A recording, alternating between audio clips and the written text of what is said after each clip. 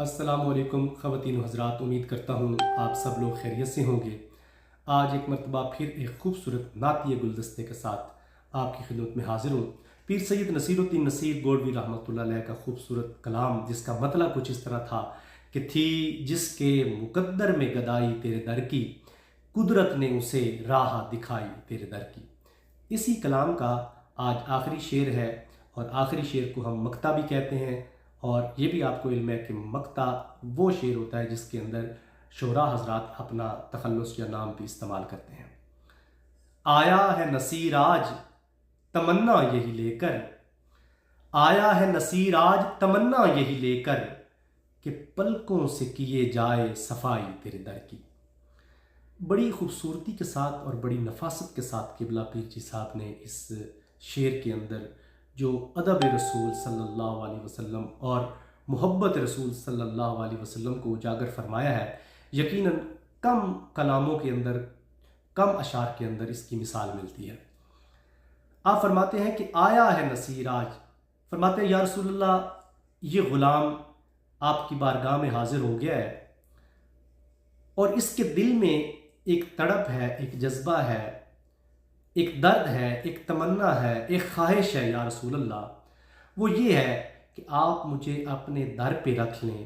اپنے در کی نوکری عطا فرمائیں، تاکہ میں آپ کے در اقدس کے اوپر جھاڑو لگایا کروں، پوچھا لگایا کروں۔ اور جو لفظ پلکوں کا استعمال فرمایا ہے کہ پلکوں سے کیے جائے صفائی تیرے در کی، یقین کریں کہ یہ ادب کا اعلیٰ نمونہ پیش فرمایا ہے۔ عاجزی اور ادب کا ایک خوبصورت ایک لفظ استعمال فرمایا، اور اس سے آپ کی محبت جو ہے وہ سمجھ میں آتی ہے، اور ادب بھی آپ کا اس سے چھلکتا ہے۔ اور یقیناً جہاں پہ ادب ہوگا وہاں پر ہی محبت ہوگی، کیونکہ جو محبت ادب سے خالی ہوتی ہے وہ ناظرین کبھی بھی محبت نہیں ہوتی۔ اور اسی طرح علم کے اوپر اللہ تبارک و تعالیٰ نے ادب کو فوقیت عطا فرمائی ہے، اور علم کو بھی اگر آپ دیکھیں جس علم کے ساتھ ادب نہ ہو تو وہ علم بھی علم نہیں ہے۔ وہ علم جو ہے وہ انتشار ہے، وہ لوگوں کے اندر مسائل پیدا کرے گا، لوگوں کو لڑائے گا، لوگوں کے ساتھ جو ہے وہ لوگوں میں نفرت پیدا کرے گا۔ جس علم میں آپ کو ادب نظر نہ آئے، یا جس علم کے ساتھ آپ کو ادب کی خوشبو نظر نہ آئے، کبھی بھی اس علم کو آپ نہ لیں، اس کے اوپر کبھی بھی توجہ نہ کریں۔ وہ علم نافع نہیں ہے، وہ لوگوں کو نقصان، چاہے وہ قرآن مجید ہی کیوں نہ ہو، وہ چاہے حدیث کا درس ہی کیوں نہ ہو، اگر وہ بے ادبی سے ہے،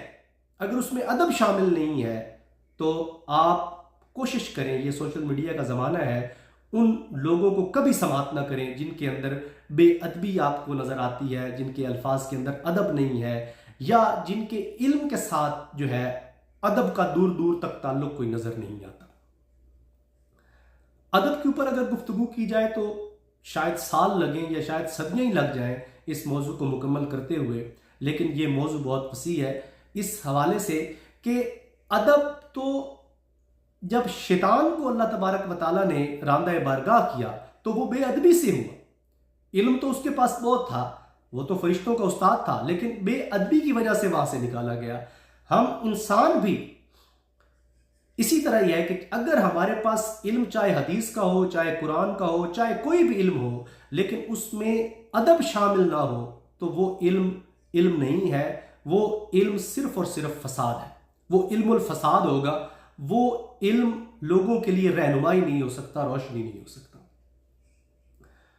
ادب کا مقام یہ ہے کہ میں نے بے شمار بار میں مدینہ شریف حاضری ہوئی ہے،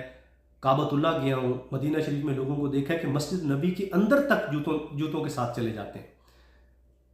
جہاں تک صفیں اندر بچھی ہوئی ہیں وہاں تک چلے جاتے ہیں، اور وہاں پہ جا کے پھر جوتا اتار کے وہ بھی پھر اندر۔ اور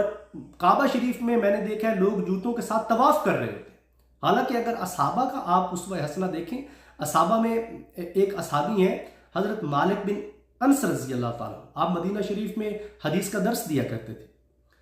آپ نے زندگی بھر کبھی جوتا نہیں پہنا۔ لوگوں نے پوچھا حضرت آپ نے کبھی جوتا نہیں پہنا، اتنا شدید موسم ہوتا ہے، گرمی ہوتی ہے یا مطلب موسم خراب ہوتا ہے، تو آپ نے بڑا خوبصورت جملہ ارشاد فرمایا کہ لوگوں دیکھو یہاں پر میرے اور آپ کے نبی اس زمین پر چلے ہیں، اس خطے پہ چلے ہیں، تو میں اس کو بے ادبی سمجھتا ہوں کہ میں بھی اس زمین پر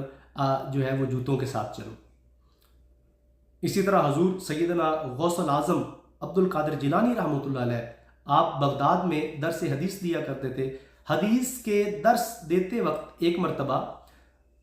بارش شروع ہو گئی اور لوگوں نے اٹھنا شروع کر دیا اور اٹھ کر اپنے کپڑے جھاڑنے شروع کر لیے اور اپنی چادریں درست کرنی شروع کی۔ تو آپ نے فرمایا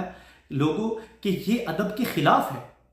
آپ کو پتہ ہونا چاہیے کہ ہم رسول اللہ صلی اللہ علیہ وآلہ وسلم کی گفتگو کر رہے ہیں، یعنی حدیث کا درس ہو رہا تھا۔ اور آپ کے ادب کا عالم یہ تھا کہ جب نبی علیہ الصلوۃ والسلام کا اسم مبارک آتا تھا آپ کا سر جھک جاتا تھا،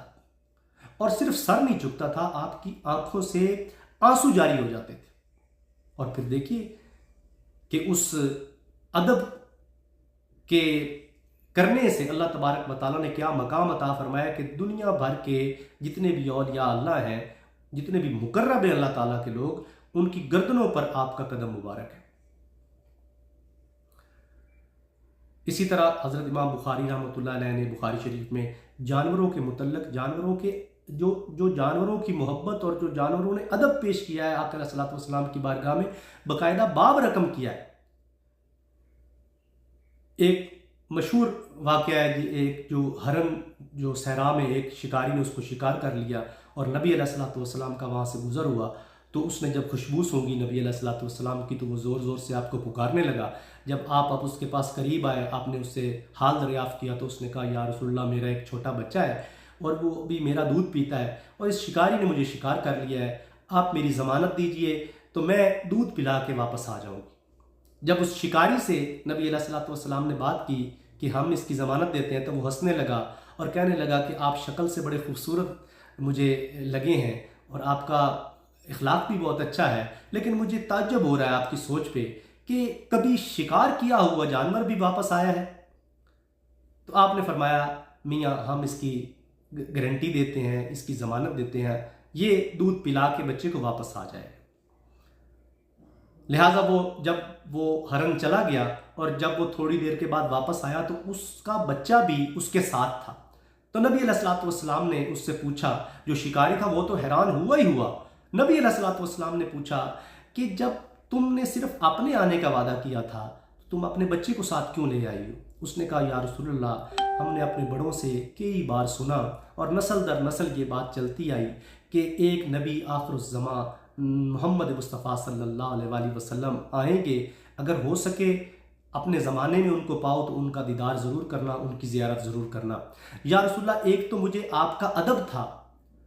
ایک تو آپ کی بات جو میں آپ کے ساتھ وعدہ کر کے گئی تھی، ایک تو اس کا ادب تھا، ایک تو اس کا احترام تھا، ایک تو وہ ایفائے عہد تھا، اور ایک آپ سے یہ محبت تھی کہ آپ کو دیکھنا، اور میں کیا، میرا بچہ کیا، میرے ماں باپ کیا، ہم سب آپ پہ قربان ہو جائیں، مجھے اور میرے بچے کو آپ کی زیارت ہوگی۔ جب یہ واقعہ اس غیر مسلم شکاری نے دیکھا اور سنا تو وہ بھی مسلمان ہو گیا۔ ناظرین، ادب جو ہے اپنی زندگیوں میں پیدا کریں۔